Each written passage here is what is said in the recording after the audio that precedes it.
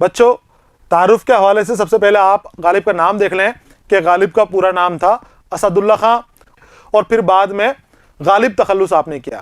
اسد نام کا کوئی اور بھی شاعر غالب کے وقت ہوا تھا، جس سے مشابہت کی وجہ سے غالب نے اپنا تخلص بدل لیا اور تخلص بدل کر غالب رکھ لیا، اسد سے بدل کر غالب رکھ لیا، اور پھر ہمیشہ آپ غالب کے نام سے ہی شاعری کرتے رہے۔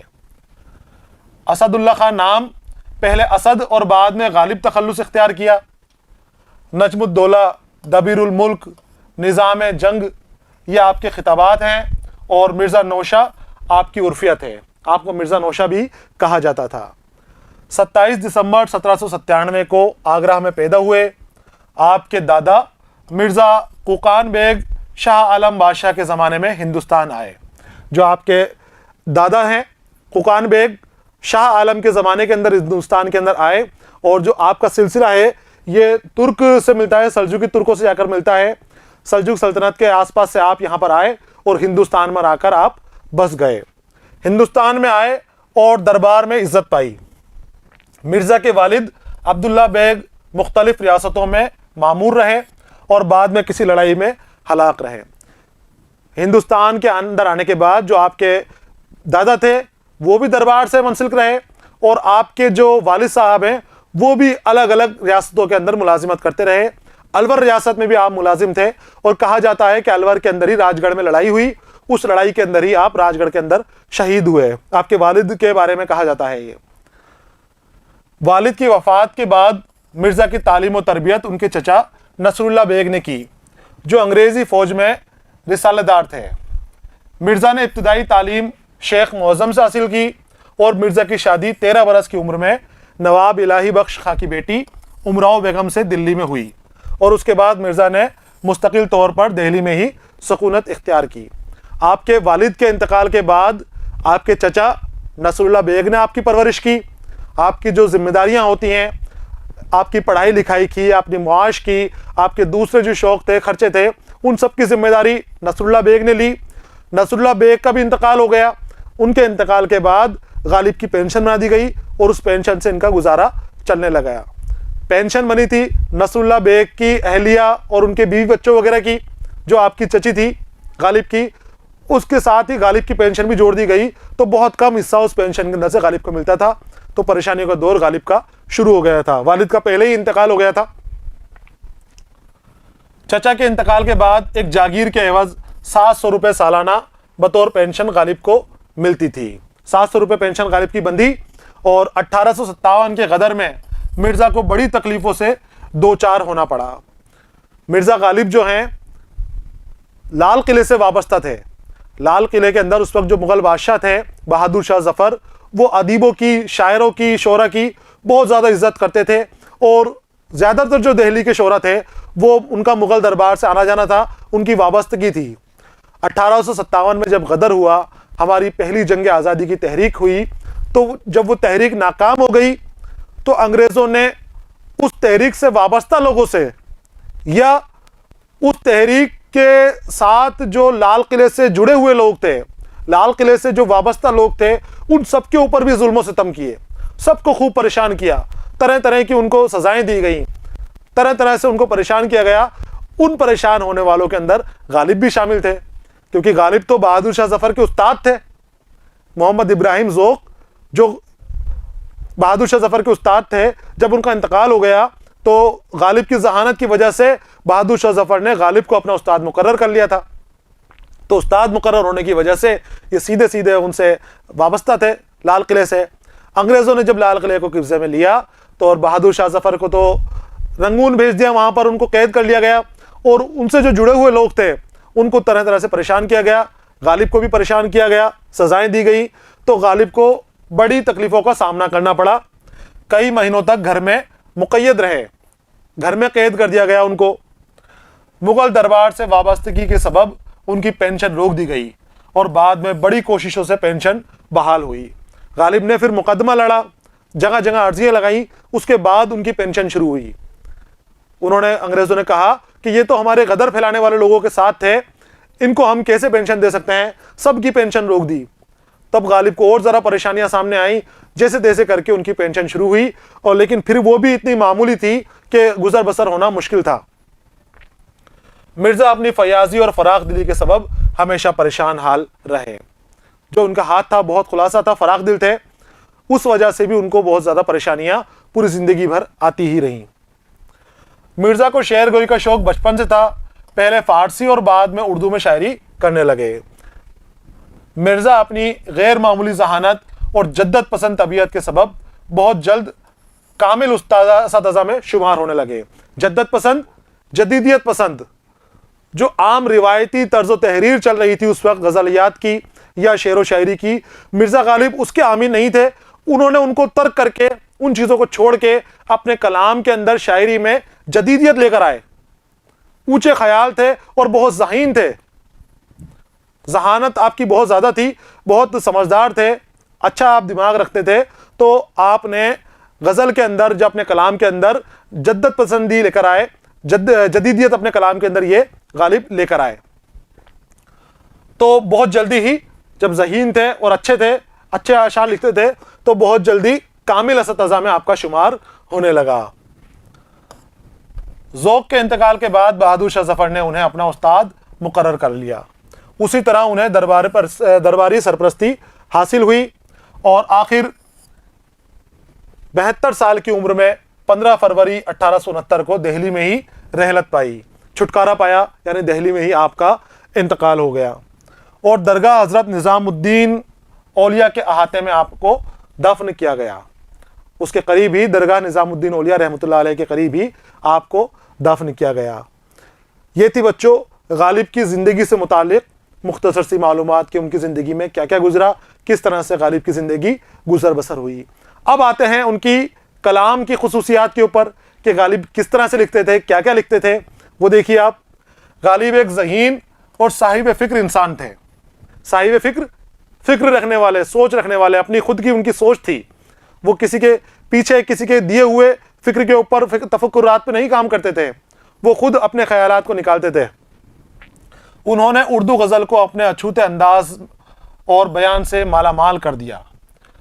اچھوتے انداز بیان سے اردو ادب کو غالب نے مالا مال کر دیا۔ مرزا نے غزل میں نت نئے تجربے کیے، فکر کی گہرائی اور گہرائی اور نادر خیالات سے اردو میں شاعری میں افادیت پیدا کی، گہرائی اور گہرائی بنا دی، نئے نئے خیالات لے کر آئے، اور ان نئے نئے خیالات سے آپ نے غزل کے اندر آفاقیت پیدا کر دی، اونچائیاں دے دی غزل کو۔ غالب نے اپنے کلام میں حسن و عشق کی جذبات اور احساسات کو بڑے حکیمانہ انداز میں پیش کیا ہے۔ خیالات کی بلندی، فکر و تخیل کی ندرت اور جدت پسندی کے ساتھ کلام میں شوخی و ظرافت کا عنصر بھی بہت نمایاں ہے۔ شوخی و ظرافت، ہلکا پھلکا ہنسی مذاق، بات میں ہنس لینا، وہ شوخی و ظرافت کا عنصر بھی آپ کے کلام کے اندر پایا جاتا ہے۔ اس طرح کا غالب کا کلام تھا کہ خیالات کی بلندی، فکر و تخیل کی ندرت اور جدت پسندی، نئے طرح کے خیال آپ کے کلام میں شامل ہوتے تھے، نئی نئی چیزیں آپ کے کلام کے اندر شامل کرتے تھے، الگ ہٹ کر موضوعات کا آپ انتخاب کرتے تھے، جو اور شاعر کرتے ہیں، اس وقت کے شاعر کرتے تھے، ان سے الگ ہٹ کر آپ کے موضوع ہوتے تھے۔ اس طرح سے آپ اپنی شاعری کو مکمل کرتے تھے۔ غالب کو فارسی زبان پر غیر معمولی قدرت حاصل تھی، اور اس لیے ان کے اردو کلام میں فارسی تراکیب کا استعمال کثرت سے ملتا ہے۔ غالب کی فارسی بہت اچھی تھی، بہت اچھی پکڑ تھی آپ کی فارسی زبان کے اوپر، تو اس لیے ان کا جو کلام ہے، شروعاتی جو کلام ہے، اس کے اندر فارسی الفاظ کی بھرمار ملتی تھی، اور کئی بار تو بہت مشکل الفاظ کا بھی استعمال اپنی غزلیات میں کر لیتے تھے کہ سمجھنے والے کو پریشانی ہوتی تھی ان کی غزلیں سمجھنے کے اندر۔ غالب نے فارسی ترکیب اور سہل الفاظ میں لطیف جذبات اور احساسات کی ترجمانی اس انداز میں کی ہے کہ ان میں انفرادیت پیدا ہو گئی ہے۔ لیکن پھر بعد میں جب غالب کو کہا گیا کہ بھائی آپ کی غزلیں سمجھ میں نہیں آتی، آپ کی غزلیں بہت مشکل ہیں، تو انہوں نے فارسی کے آسان الفاظ کا انتخاب کیا، سہل آسان، فارسی کے آسان الفاظ لیے اور اس سے نیا پن دے کر، انوکھا پن دے کے جو اپنی غزلیں لکھی، تو ان کی غزلیں الگ سے ہی نظر آتی تھی، اور شعراء سے تمہاری غرض اور شعراء سے غالب کی غزل انفرادی حیثیت رکھتی تھی، الگ نظر آتی تھی۔ غالب کے ابتدائی کلام میں ثقیل الفاظ اور پیچیدہ تراکیب کا استعمال بہت زیادہ ہے۔ جو میں نے آپ کو بتایا تھا کہ غالب فارسی کے بہت اچھے جانکار تھے، فارسی کے جانکاری ہونے کی وجہ سے، بہت بڑے عالم ہونے کی وجہ سے آپ کے جو شروعاتی کلام تھے، غزلیات تھی، ان کے اندر پیچیدہ الفاظ اور ثقیل مشکل الفاظ بہت زیادہ تھے جو سمجھنے میں دقت ہوتی تھی۔ اس کے بعد جب آپ کو کہا گیا کہ آپ آسان کیجئے اپنے کلام کو، تب غالب نے اپنے کلام کو آسانی زبان میں لکھا۔ مگر بعد میں غالب کو احساس ہوا تو انہوں نے سہل نگاری کی طرف اپنی توجہ کی اور کلام میں خوشنما تراکیب اور سہل الفاظ کے استعمال سے عام فہم بنانے کی کوشش کی۔ جب کہا گیا غالب کو کہ بھائی اپنا کلام کو آسان کیجئے، مشکل ہے، ہر کسی کے سمجھ میں نہیں آتا، تو غالب نے اس وقت کے زمانے کو سمجھتے ہوئے اس وقت کے لوگوں کے سمجھ کے مطابق بھی اپنے کلام لکھے، آسان زبان سہل انداز میں لکھے تاکہ لوگوں کو سمجھ میں آ جائے، آسانی سمجھ میں آ سکے۔ آگے آتے ہیں۔ غالب کا ایک بڑا کارنامہ یہ ہے کہ انہوں نے غزل میں عام روش سے ہٹ کر موضوعات اور مضامین کا انتخاب کیا۔ غالب کا بڑا کارنامہ کیا بتایا گیا ہے کہ انہوں نے عام روش جو ہوتا تھا عام طور پر اس وقت، جو لوگوں کا سوچنا تھا کہ غزل اسی طرح سے لکھی جاتی ہے، غزل میں حسن و عشق کی باتیں ہوتی ہیں، غزل میں محبوب کی باتیں ہوتی ہیں، محبوب کے حسن کی باتیں ہوتی ہیں، محبت کی باتیں ہوتی ہیں، غالب نے ان سب کو چھوڑ دیا، ان سب چیزوں کو ہٹا دیا کہ غزل ایسے ہی نہیں، غزل اس طرح سے بھی لکھی جاتی ہے، اور انہوں نے غزل کو جدیدیت دے کر نئے انداز میں لکھ کر بتایا کہ ضروری نہیں کہ غزل کے موضوعات وہی رہیں جو عام طور پر رہتے ہیں۔ انہوں نے الگ ہٹ کر جدوگانہ موضوعات کا استعمال کیا اپنی غزل میں۔ انہوں نے ساری زندگی کے مشاہدات اور تجربے کیے، غزل کو حسن و عشق کے محدود دائرے سے نکال کر اس میں حکیمانہ افکار اور مصوفانہ خیالات کے ذریعے اس میں وسعت اور تصنع پیدا کر دیا۔ غالب نے اس پرانے جو روش تھی ان کی چلنے کی، جو پرانا انداز تھا، فرسودہ طریقہ تھا، اس کو چھوڑ کر غالب نئی قسم کی غزلیں لکھنے لگے، اور ان کی غزلیں اسی لیے سب سے الگ ہٹ کر ہو گئی، سب سے مشہور ہو گئی ان کی غزلیں۔ صوفیانہ انداز ان کی غزلوں کے اندر ملتا تھا، ان کی غزلوں کے اندر افکار مل کر اونچاپن ملتا تھا، بڑے خیالات ان کی غزلوں کے اندر شامل ہوتے تھے، آتے تھے، حکیمانہ افکار ہوتے تھے، مصوفانہ خیالات ہوتے تھے، مصوفانہ درویشانہ صوفیانہ کلام آپ کے اشعار کے اندر پائی جاتی تھی، صوفیانہ باتیں ملتی تھیں آپ کے کلام کے اندر۔ خیالات کے ذریعے اس میں وسعت اور تنوع پیدا کیا، اس کو برتری دی، لوگوں سے بڑھا کر کے اپنے کلام کو پیش کرا غالب نے۔ آگے چلتے ہیں۔ غالب نے ہر زمانے اور ہر دور کی تمکین کا سامان مہیا کرایا۔ ہر دور کا جو خالی پن تھا، غالب کے کلام نے اس کو پورا کیا۔ جہاں جیسا کلام چاہیے تھا اسی طرح کا کلام غالب نے پیدا کیا، کلام تیار کرا غالب نے اس دور کی کمیاں پورا کرنے کے لیے۔ بات میں بات نکال لینے کا ہنر ہمیں جو غالب کے یہاں جس تاثیر کے ساتھ ملتا ہے وہ شاید ہی کہیں ملے گا۔ وہ اپنی بات کو اختصار کے ساتھ، اختصار یعنی چھوٹا پن، چھوٹا کر کے اختصار کے ساتھ کرنے کے قائل ہیں۔ ان کے کلام میں معنویت اور جامعیت قابل دید ہے۔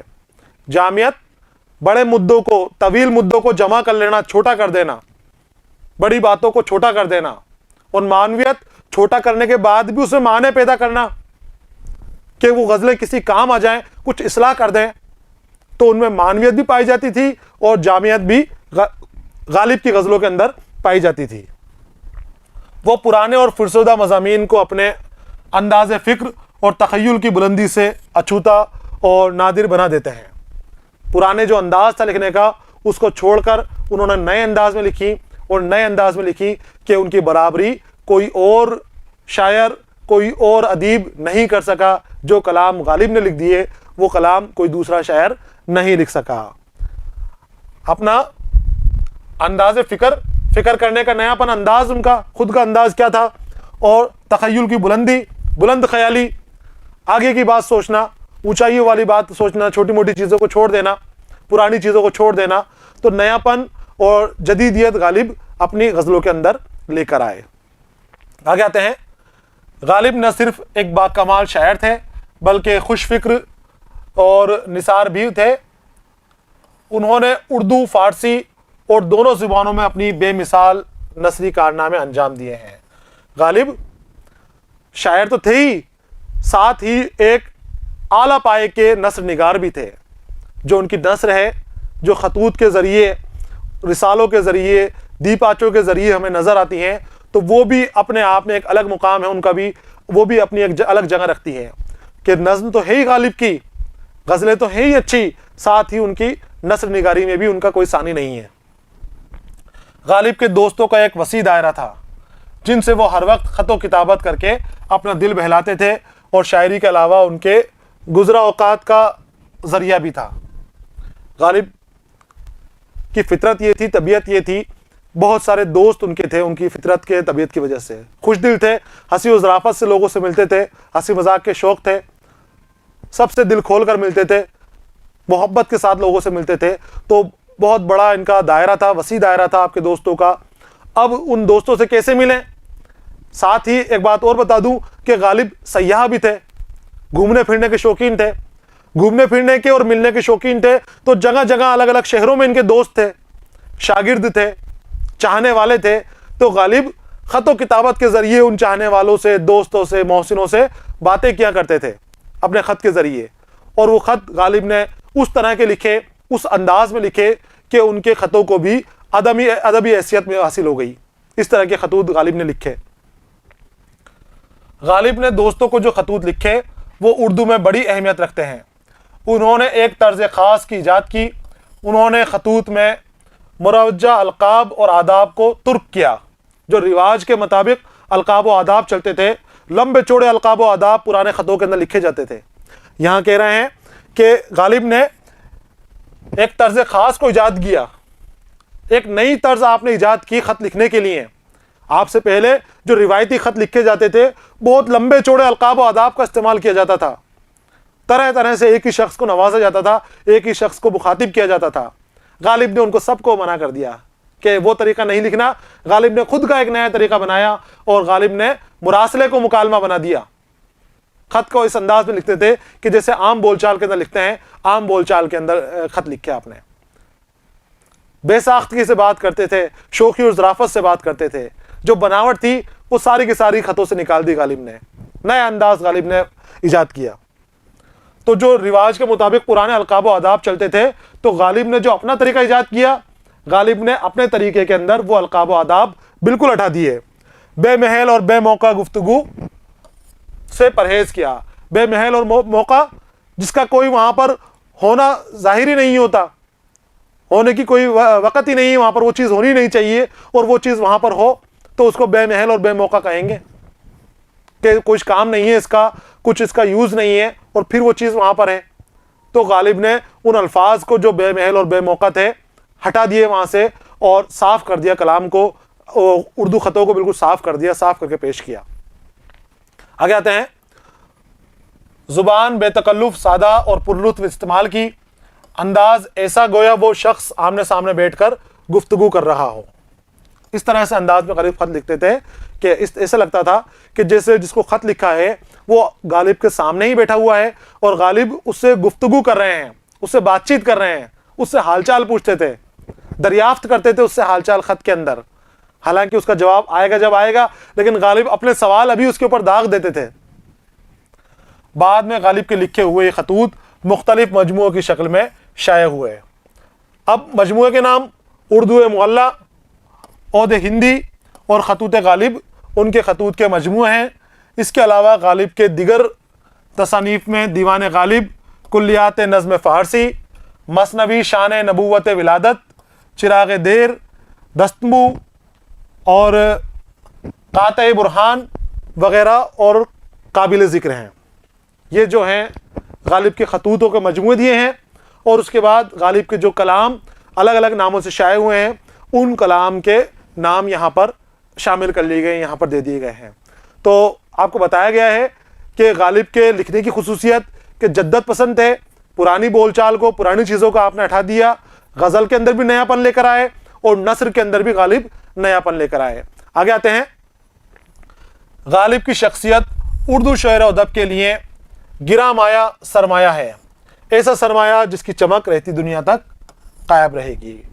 تو غالب اردو ادب کا ہی نہیں، پوری عالمانہ شخصیت ہیں، دنیا کے جو بڑے ادیب ہیں ان میں ان کا شمار ہوتا ہے غالب کا۔ اور غالب نے اردو ادب کو نثر کے اندر بھی اور نظم کے اندر بھی جو دولت بخشی ہے، جو ان کے کلام ہیں وہ ایسا سرمایہ ہے کہ جو ناقابل فراموش ہیں، اس کو بلایا نہیں جا سکتا غالب کے کام کو، غالب کی خدمت کو اردو ادب کے لیے۔ اور غالب اردو ادب کا ایک چمکتا ہوا ستارہ ہے کہ جس کی روشنی ہمیشہ ہمیشہ بکھرتی رہے گی اور ہمیشہ ہمیشہ وہ اردو ادب کو فائدہ پہنچاتی رہے گی۔ یہ تھا بچوں مرزا غالب کے حوالے سے، آپ کی سوانح حیات کے حوالے سے مختصر سی معلومات، اور ساتھ ہی غالب کی خصوصیات کلام، نظم کی خصوصیات بھی ہم نے دیکھی اور غالب کی نثر کی خصوصیات بھی ہم نے دیکھی۔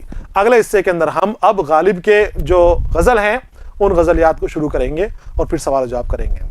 تو اسی کے ساتھ بچوں یہ ہمارا سبق یہاں پر مکمل ہو گیا ہے، پہلا حصہ۔ اگلے حصے کے ساتھ میں پھر آپ کے سامنے حاضر رہوں گا، تب تک کی اجازت دیجیے، پڑھتے رہیے، خوش رہیے، الوداع۔